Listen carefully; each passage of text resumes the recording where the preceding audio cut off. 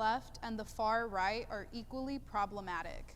All right, before they jump in, I'm going to agree. I think the far right or far left, far anything, anytime something is far or extreme, it's a problem because it's not an accurate representation of that ideology, that movement, whatever it is. I think people take it too far. You know what I'm saying? So I think most people would agree here. Unless you're, I don't know. We're going to find out. 3, 2, 1. I've actually seen both sides. I'm a gay conservative, and I have seen the far right chastise me for my sexuality, and I've seen the far left chastise me for being conservative. I've had my own address put on the freeway here in Los Angeles because they feel that my voice should not be out there. So I see the two sides actively doing harm to those of us in the middle who have a really rational voice and want to express ourselves in a safe way. I appreciate the anecdotal experience that you had, but I think my issue saying that liberals are more problematic, I think everyone is. What I talk about in my anecdotal incident is where I have never had a conservative physically attack me on the streets for what I am or who I am. They may verbally attack me. I've got that from the left too, but the left has physical attacks on my physical being out on the streets because I'm expressing myself. So I mean, multiple. The opposite for myself. So experiences, as I said, anecdotal. Right. Your experience, completely valid, but to say, oh, liberals are worse. Right. Well, it's not that they're. Didn't Angel say that the far right is just as bad too, or did I miss that? There's no one worse, which is why I didn't move to strongly agree. My anecdotal experience tells me that there is a group of people on both sides that will do active harm to someone who steps out of their expected narrative. I feel like when we talk about political extremes, I think one, there is a lack of desire for bipartisanship. The second thing is this kind of playful attachment to facts. People on the far left and the far right, whether we're talking about Israel-Palestine or vaccines, people seem to have very fun activities in terms of just completely making stuff up regarding these two things. And then the third thing is the demonization of political opponents, where people on the far left and the far right engage in this idea that the people on the opposite side of the aisle, they're not just different or have different ideas, they actually hate the country, they want to destroy us.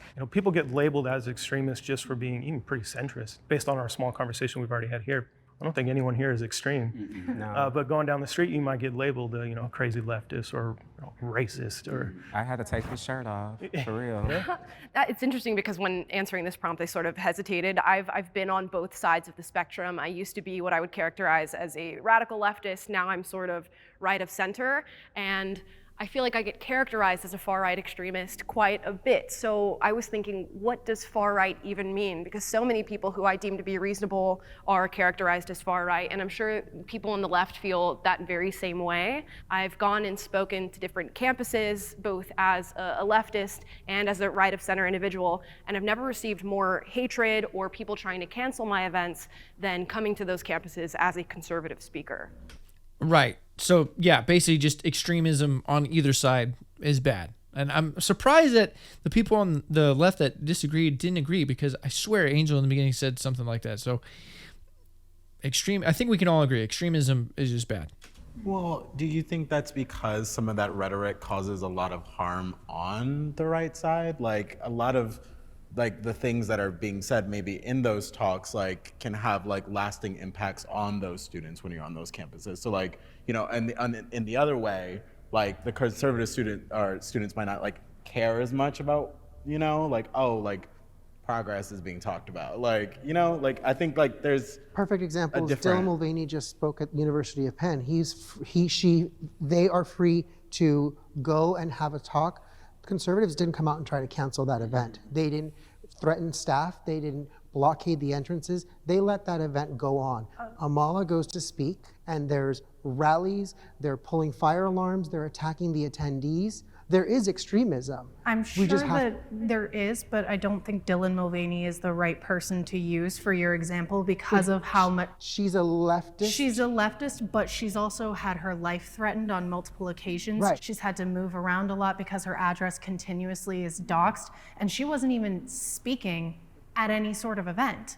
She was given a free Bud Light can, and her life was threatened. I think something that's really important to keep in mind, given the entirety of the show actually, is when we talk about like canceling or attacking people, the reality is if you have the power to do it, you will do it. And on college campuses, the prevailing thought right now is generally progressivism. So if they can cancel or if they can bully conservative speakers off campus, they'll do that. But then right now, because conservatives don't have power on college campuses or in some forms of media, they'll say, well, the left is pro-cancel culture. No offense to conservatives. You don't get credit for saying, well, we didn't try to cancel somebody on college campus. Yeah, that's because there's like 10 of you. You couldn't do it even if you wanted to, right? Like, obviously you're not doing it, right?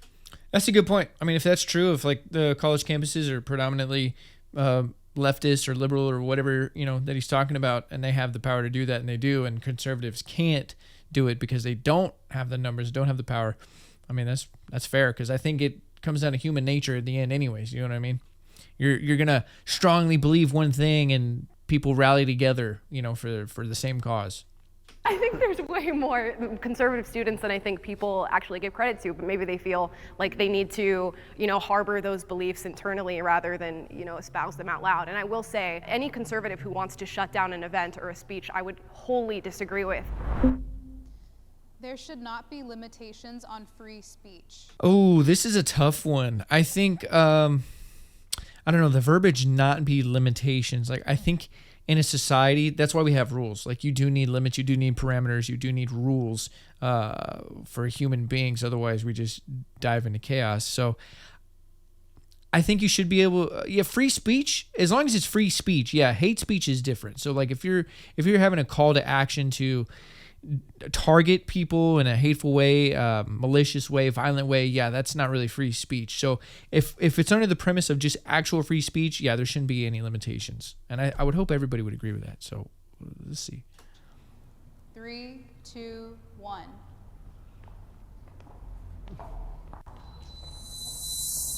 Okay, I hate this prompt. A little surprised on this one. We all agree that like direct calls to violence are not acceptable, I imagine. Right. We all agree like you can't scream fire in a theater.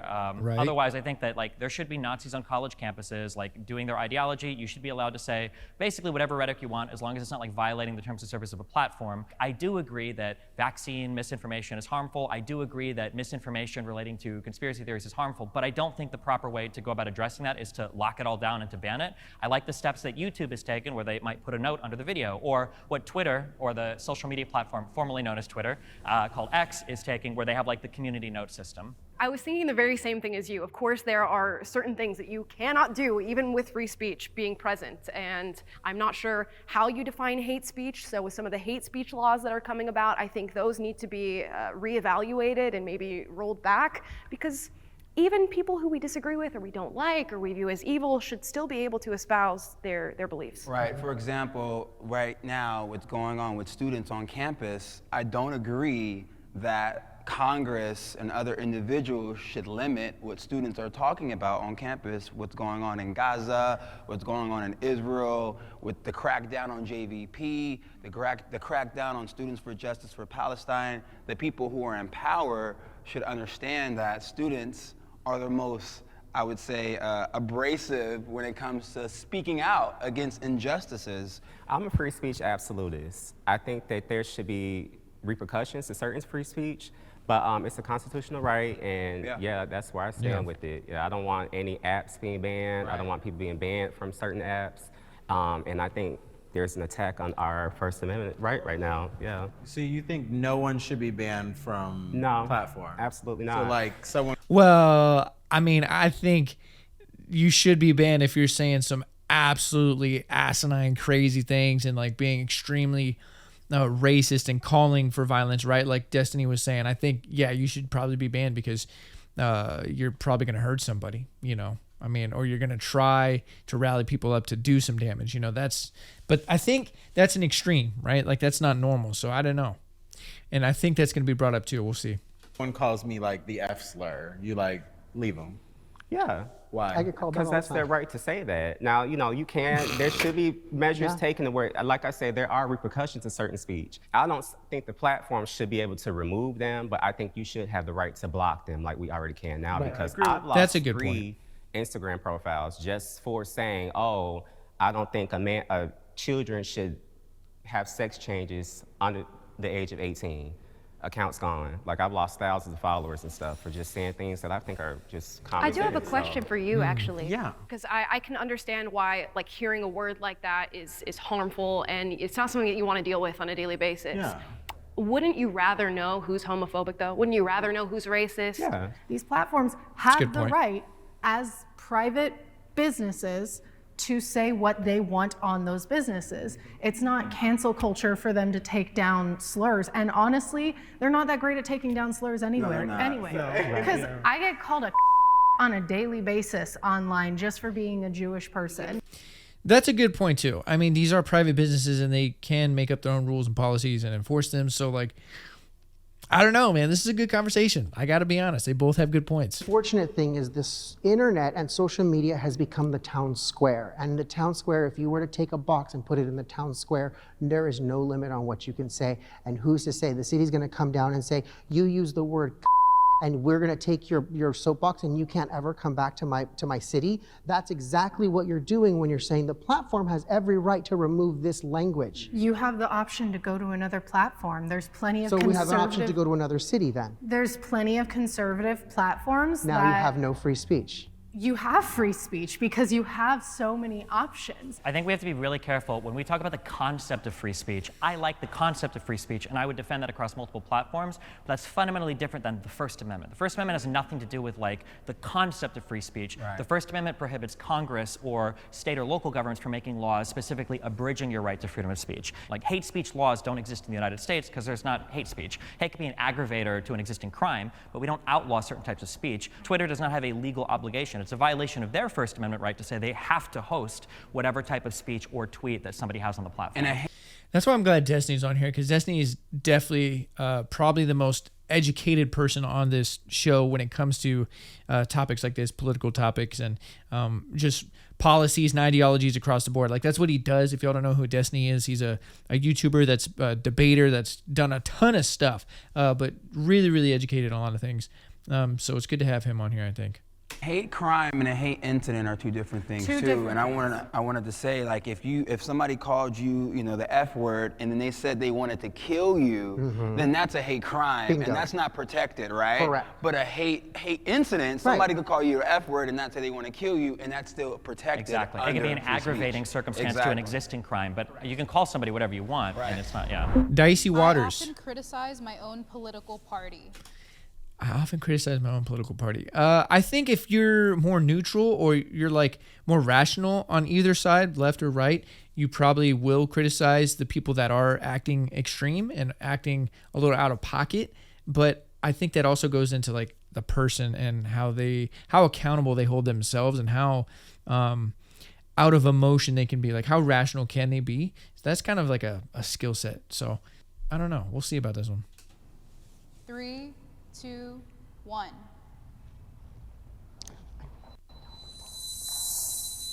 I see that you're on the disagree side. I am. Like, Sitting here what listening. brought you there? What brought me here is because I tend to be a more, I guess you could say, traditional conservative in that I don't like to speak ill of my own party. I just don't.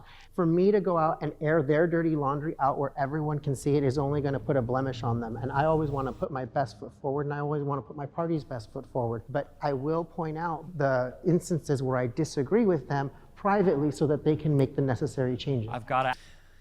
I think that's the wrong way for going about it. I think if you know something is wrong and something on your political side did something that is wrong, you should call them out for it, regardless of where you are. Like on a platform like this, I don't know, let's say the right, because he's conservative, let's say the right just did something last week that most people are like, yo, that probably wasn't cool.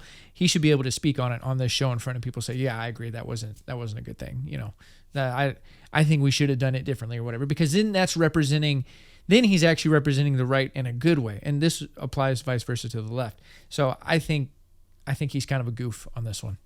Ask, I'm so sorry, because you said you were a Trump supporter, right?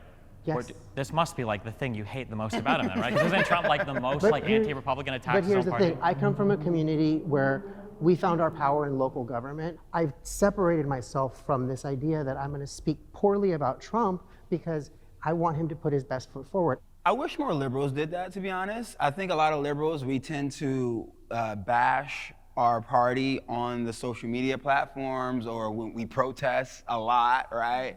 But I think when it comes to going to these city council meetings, going to Congress, writing our elected officials, we tend to fall back on that, and we rely on social media, and we rely on demonstrations. There is a lot of infighting on the right that I think makes us look very bad. One thing about liberals, you guys really do stick together and you actually get work done, even when I don't agree with it. Whereas the right, with people like us, I feel like they see gay Republicans or conservatives as useful idiots, to be honest. That's why I kind of take issue with saying that I'm a gay conservative or gay Republican. They don't try to cast a wide net to bring I like that new dude. He people seems over, very whereas rational. liberals do. From my perspective as a liberal, I sometimes see y'all sticking really hard together. And y'all are like, no matter what, we're gonna vote red. Like, y'all seem very unified, even though you're talking about like public, like there's like internal discourse. But like, I feel like liberals feel like there's a lot of internal discourse amongst us. We're always yelling at each other. Well, that's interesting because Democrats, they're winning a lot more elections right now. You know, and that's another critique I have of the Republican Party. You know, the midterm elections, they completely blew it. They put out a lot of bad candidates. The left didn't do that. They put a lot policies. It's like the right stays stuck on certain things, like abortion. It's like they're unbudging with that, and it's like, all right, if we're pro-life, let's be pro-life in and outside the womb. You know, because they only focus on abortion. But what about war? Because now they want to send everybody over to Israel. So I'm like, Violence should never be the answer to any issue. Okay, this one, everybody has to agree on this one. Because now I'm thinking like the extreme, like what if a war happens, right? And someone just bombs us, like a terrorist attack, and just happens. So should you retaliate? Then violence would be the answer. So extreme situation aside, I think everybody would agree that violence is never the issue, unless you're defending yourself. But I think this question is under the premise of a normal day-to-day like scenario where people are asking questions, people are debating, people are talking, and like violence should never be the answer, which I agree with. But if it's to defend yourself, that's something different. So I don't know, man. I get to thinking. We're about to find out. 3, 2, 1. Oh, wow. Hey there, it's Amala. Hey, I'm Destiny. Do you want to be in a Jubilee video? If so, go to jubileemedia.com/casting or click the link below this video and you can apply. Now let's get back to it. I mean, violence, assuming we have a functioning democracy, I think violence is bad for two huge reasons. One is because we don't want to condition people to feel like violence is the answer to political disagreements. Right. And then two, we want everybody to be able to utilize some form of protest against the government. And when we endorse violence, we're now saying it's okay for even people we disagree with to use violence, and that could be really scary for a lot of different reasons. But I would say in general, in 99%, where we're at today in the United States, we are not at the level of where violence is necessary to enact any kind of political change. I wouldn't say that's entirely true. I mean, there's a certain level of violence. Wait, it sounds like Destiny agrees that violence should never be the answer. He's just, right? Is that not kind of what he just was defending? Is that like we're not in a place to use violence, so we shouldn't do it? Y'all help me out on that one. Happening to marginalized communities. That doesn't mean I necessarily like agree with violence when it comes to the Palestinian rebellion that's been happening in Israel. I don't agree with Hamas killing people, like that's terrorism. But at the same time, the violent uprisings that have happened, most of which have actually been peaceful, but still there is some sort of violence happening because they've been oppressed for so long. Like back in the Holocaust, people think that, oh, Jews went peacefully into the concentration camps. No, we were violent. We had uprisings, we fought back. At a certain point, there is violence in fighting back to oppression. I put agree because I don't strongly agree with it because I'm all about nonviolence in my life. What I practice, my spirituality, I'm all about nonviolence. But at the same time, as I organize and I'm on the ground and I'm at protests and I'm at demonstrations, by any means necessary means, right, quoting Malcolm X, that you have to have some form of disagreement with the state that's not listening to your needs as people, as free people. And sometimes that takes, rebellious actions like burning down banks or burning down institutions that are not listening to you.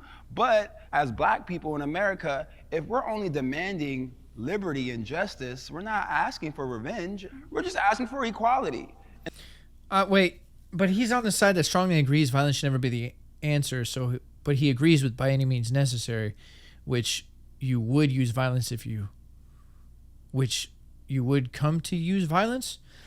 I'm confused. Maybe I got my sides mixed up. I don't know what's going on now. And sometimes I think the state looks at us being resistant as violence. Sure, yeah, the reason I okay. came over here, I was thinking more internationally. You know, if a country is met with violence, there's really only one way to respond to that. I don't think Israel could go to Hamas and say, hey guys, can you just not do that again? When Hamas is already saying that they plan more attacks that they had on October 7th. So I think Israel has the right to defend themselves with violence. Yeah, that's a good point. That's kind of what I was saying. Like if a country is attacking you, let's say a terrorist group is like, yo, I don't care what you have to say. I'm killing you. I'm killing all of you. You're all going down. And I'm not saying that's the case. I don't know much about the Israel and Palestine and stuff. So I'm just saying if a terrorist group comes to you, your country, and is like, hey, we're bombing you. We're going to take everything you have. You can't talk us out of it. What are you to do? Like, you can't have a conversation with people like that in this scenario. So you can't say, hey guys, let's not do that. Let's have a dinner. Let's settle things. Let's maybe write some paperwork down. No, you have to defend yourself. So I agree with that.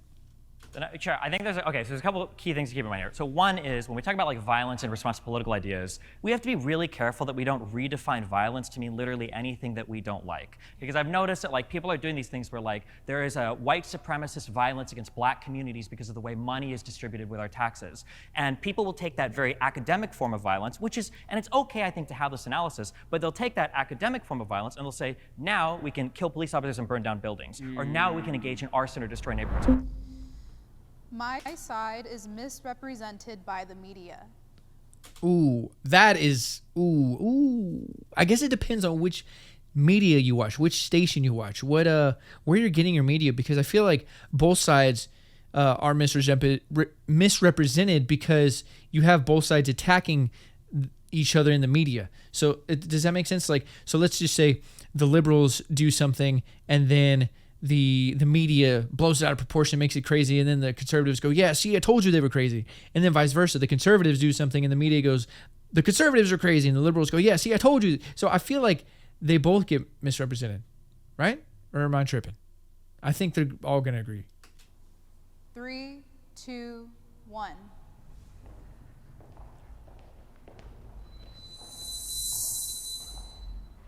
Honestly, the media is controlled by the left. I really never see any positive light shine on conservatives nor the right in the media ever, unless it's right-leaning media. And to your point, what I think is really interesting to even just look at the conservatives who are here today. It's a pretty diverse bunch of people. And when I was on the left, my characterization of conservatives was like white, heterosexual, old man, and to having moved over that space and see, oh, there's way more people who just happen to have conservative beliefs, or maybe they don't agree with some of the woke stuff that's happening right now. I think we are often mischaracterized. I do agree that right now, ironically, it seems like the left and the farther left have more kind of corporate media control in terms of how images are displayed. So you're going to feel like if you're a conservative that you're not accurately represented, and the left maybe gets some more fair representation. But on platforms where conservatives run things, holy Christ, are people on the left completely and totally misrepresented. Like, how many times have I heard these stupid... Wait, so then he agrees then? Because, wait, yeah, he agrees, because he just said if you're on a platform that's like right, then you get misrepresented. But that's what I was saying before they swap sides, is that it depends on where you get your media from, right? Like, where are you? I think both sides do get misrepresented because of where the media is coming from, where the source is coming from, I think. That just makes sense to me, you know? Could be wrong, though. I don't know. Quotes from the WEF where it's like, oh, you want us to rent everything and own nothing, and you want us to eat bugs, and you're on your 57th booster shot. Today, if anybody's ever listened to Rush Limbaugh, Michael Savage, Billy Cunningham, like any of these people, these guys are not giving fair, accurate representation of the left. Their voices just tend to be more marginalized or smaller now in media because of how much corporate control kind of like bows to the woke agenda, I would say. Yeah. I'd like to push back on that just a little bit. I agree with a lot what you're saying, but when it comes to right-wing media, maybe platforms like the Daily Wire or PragerU, they're very open about the fact that they're conservative.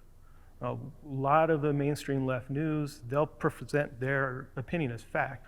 But like someone like Ben Shapiro, he'll tell everyone, listen to my show, listen to Pod Save America, figure out what you think is right, and you could figure out the facts based on what we're both saying. You don't see that as much from the left. I want to push back on that because Ben Shapiro has stated a lot of opinions as facts. Yeah. I don't think I think that there are better examples to use within the conservative party that are more open about being opinionated, but Ben Shapiro is not. Yeah, or Michael Knowles saying transgenderism should just be eradicated from society. It's like, so now y'all are really giving them a bullet to use against us. It's the culture war bullshit. Yeah, It's just like that's what I'm so sick of between both sides, because I do think that both sides are misrepresented within media. They went way too hard with the Bud Light thing. I'm like, Wait, so she agrees too? I don't understand. She agrees too. So why is she on that side where she disagrees? Huh?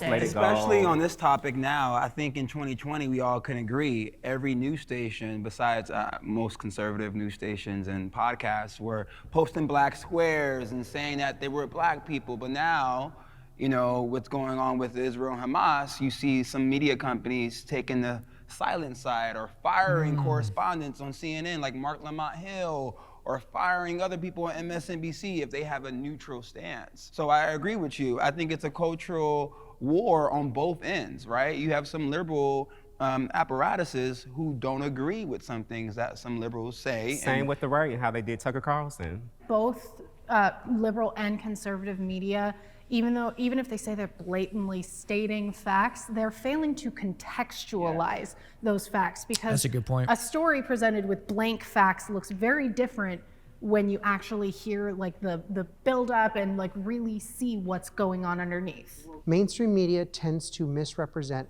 conservatives. We all can agree on that. But what they do very well is they misrepresent liberals in a positive light. We can all remember. This guy, I don't know. This guy seems a little bit on the far right side. He's the only one so far that I've gotten more of a attacking kind of vibe. As this has gone on, I feel like he's shown more of his strength towards his ideology, his passion for his ideology, because he seems to be the only one that's going at the other side just a little bit. So, and then this dude's like, excuse me, you said what? For the news anchor going, it's a mostly peaceful rally, and there's a building burning behind him. They've misrepresented the other side, saying, look, this side is all sunshine and rainbows, everything's fine, pay no attention to those people being hurt in the back. And instead of actually elevating people who were advocating for peace and saying, please don't destroy these buildings, they focused on the destruction and everything else, but not the actual destruction. So I see both sides being completely misrepresentative, but misrepresented in different ways. The right being ignored and cast out as crazy, and the left going, we're the shiny example of tolerance. Look at us. When underneath the surface, we see the truth. The American dream is still alive. Ooh, this is a tough one. Me personally, I think it is still, the American dream is definitely still possible. I think it's just very oversaturated nowadays, and it's very hard to achieve just because of the way that the economy is and the way that just the nation is as a whole, and everything's oversaturated. No matter what field you're in, what industry, everything is hyper competitive, extremely oversaturated, and I think it's just harder to achieve now. But at the same time, like, you see anybody and everybody still achieving it day after day. Like, there's someone new that's successful, someone new just got out of poverty, someone new just made it. So I think the American dream is definitely still possible. I just don't know if it's alive in the sense of believing it as it once was, if that makes sense. 3, 2, So I think 1. A lot of them are going to disagree.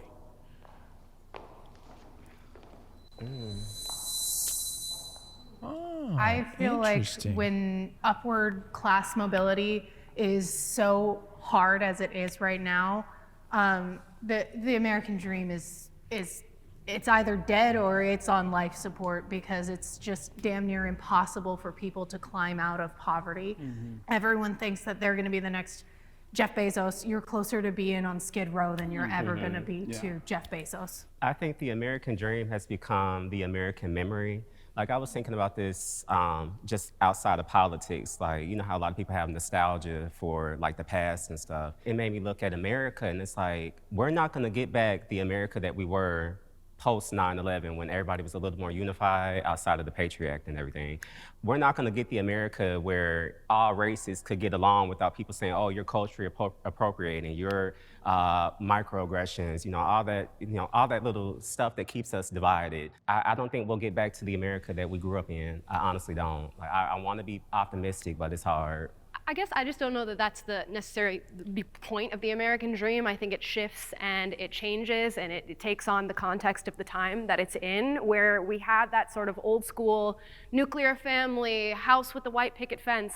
That's changing with technology and corporations buying up properties and things like that. But I don't think the American dream is dead. I think it's taking on a new form. I think still there is no better place to be, no better place for progress. And as you watch people in other countries, what are they influenced by? They're influenced by America. Where do they want to be? They want to be in America. So it speaks to me that the dream is very much still alive. Opportunity is very much still alive. It just looks different. The dream or the idea?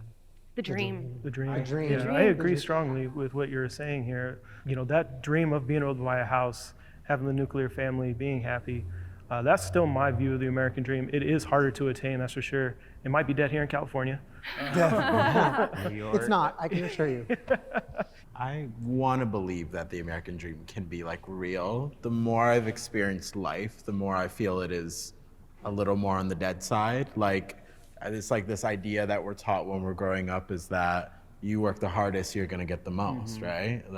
But that's just not true. And that's not the world we live in. And I know it's a little pessimistic. As I said, I want to be like the poverty cycle breaker in my family, but it's like, it feels next to impossible sometimes. It may feel out of reach, but I started my adult life with $35 in my pocket, and I was a runaway because my parents locked me up.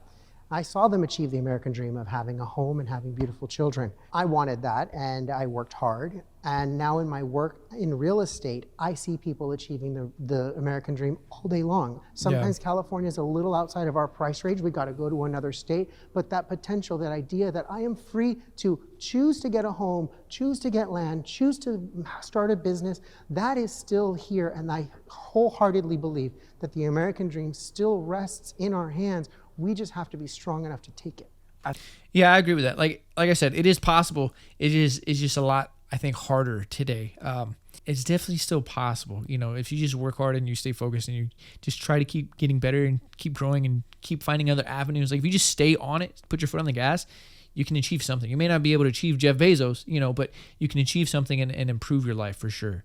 I think for individuals who immigrate to America, the American dream may still be alive and embedded within their spirit. But I think for BIPOC folk that are within America, the American dream is sort of a memory, and it's becoming less vibrant due to the housing crisis, due to, like you said earlier, gentrification, due to the lack of education. When the American dream was first, promoted within the 1960s, Reagan, Nixon, they funneled so much money within the American economy for people to go to college and not worry about it, for people to afford a home and not worry about it, for people to get a car and not worry about it. Be able to work a minimum wage job and support a family. Thank you, but now, since there's so many instances of people on the top, making sure they hold that wealth,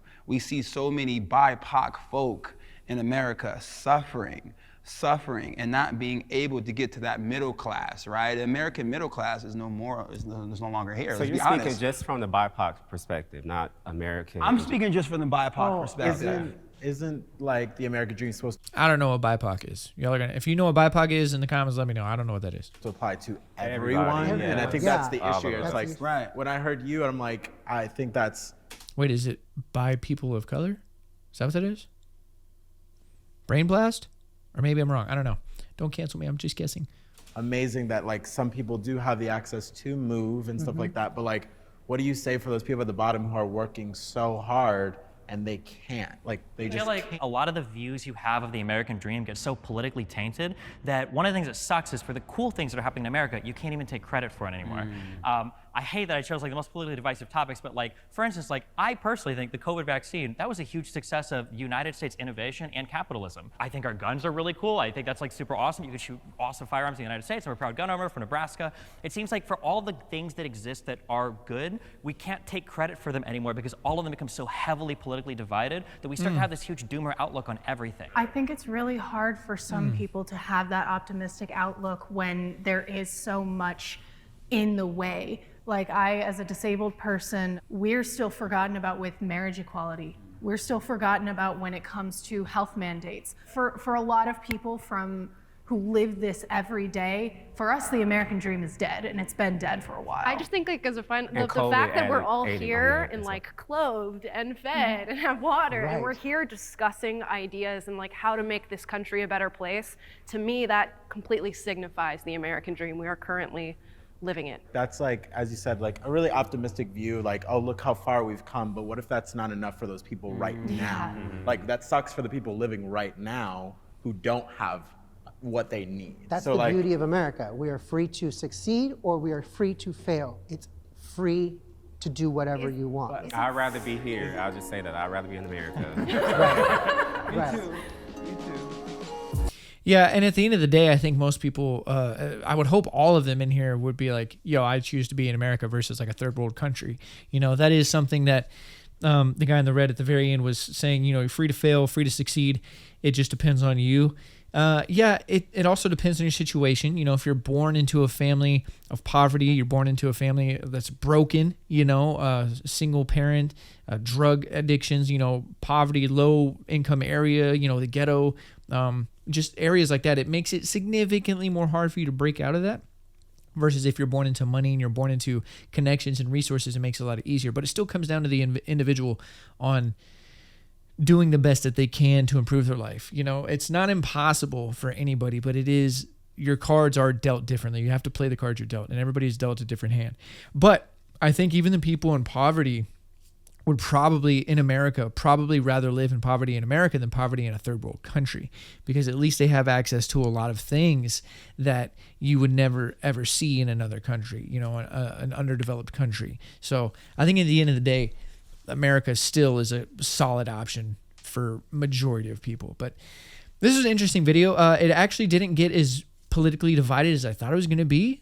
I like how most of them agreed on a lot of things, and when they did disagree, it was pretty chill. And I think we need more of that. When you are into politics and religion and you want to have discussions like that, it's important to be as rational as possible, try to listen and understand the other person, and try not to get emotional and aggressive or violent no matter what your ideology is, because then that leaves little room to actually have a conversation and to further develop ideas and understanding people. So this is cool, though. Like I said, I'm not into politics, and this went a lot better than I thought, and I agreed with a lot of them. So I don't know what that makes me. Maybe if there's a center option, maybe that's me. I don't know. So anyways, with that, I'll leave you with this. Be sure to stay focused, stay on your purpose, and keep grinding.